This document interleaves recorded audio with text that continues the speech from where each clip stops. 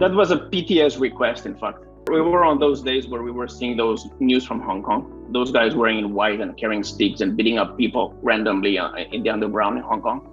I think that young generations in Taiwan didn't really experience much, and me neither. I'm from Catalonia. Catalonia is an area in Spain that also is seeking for independence. So I also feel related to Taiwanese reality. For example, in Catalonia, we speak Catalan and Spanish, and Catalan is our local language. It's a different language, in fact. It's similar to Spanish, but it's different. But it was forbidden. And when I was a kid, I was thinking, what are you talking about? I mean, this is from 1,000 years ago story.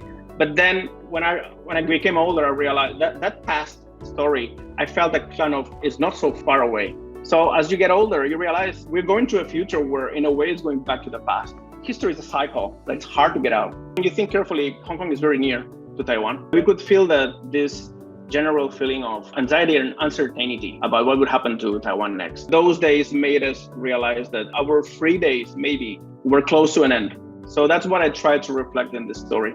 In fact, that's an idea that I had in mind some years ago. The idea of two girls that they were escaping from something.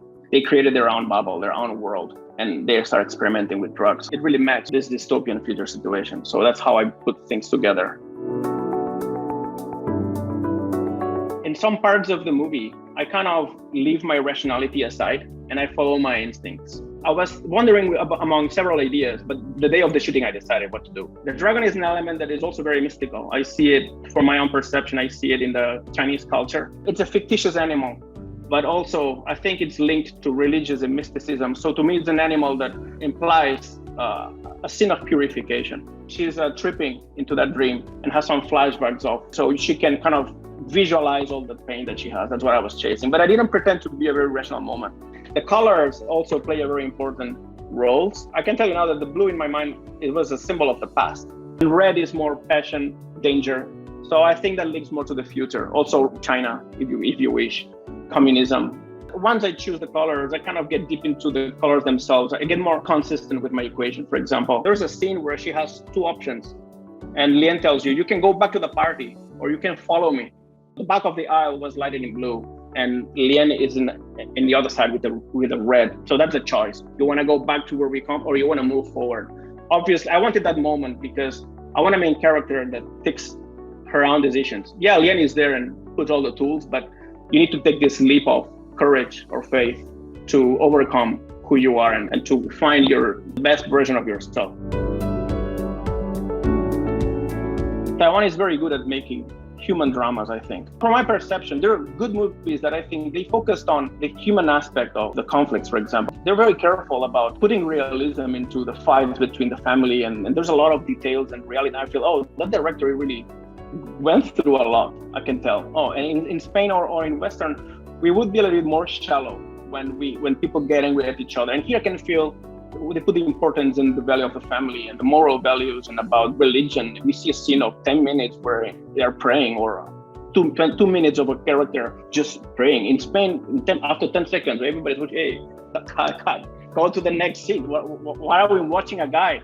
But I'm not saying I don't like it, but I wouldn't be brave to just to stay there and take my time with things. So that's very enriching, I must say. It's something that I wouldn't do it, but when I see, wait a second, it's interesting seeing a guy coming from a different perspective. So I think that there are very deep stories and very good directors that are very good at reflecting deep aspects of life in human dramas, I must say. But when they come to make complicated plots, that's where I see some problems, I think. It's because probably the culture is not like that. It's not a culture that's based on complexity, I think. Westerns like to complicate our lives with things, with drugs and gangsters and cheating and things. Our lives are messing, their lives are messing complicated. In Taiwan, things are more fundamental, I feel. But it's very healthy to see other filmmakers like that. I've been in Japan many years and also in Taiwan. I think the country that gets the best production on itself is the country that really treats well its artists. Taiwan is doing a lot of effort to promote new directors and to fund a lot of their projects like they're doing with me. But I feel that Taiwan will get the best of their filmmakers or of their productions if the artists are properly protected. People not getting into filmmaking because they feel that they cannot make a living out of it. And artists are in general vulnerable.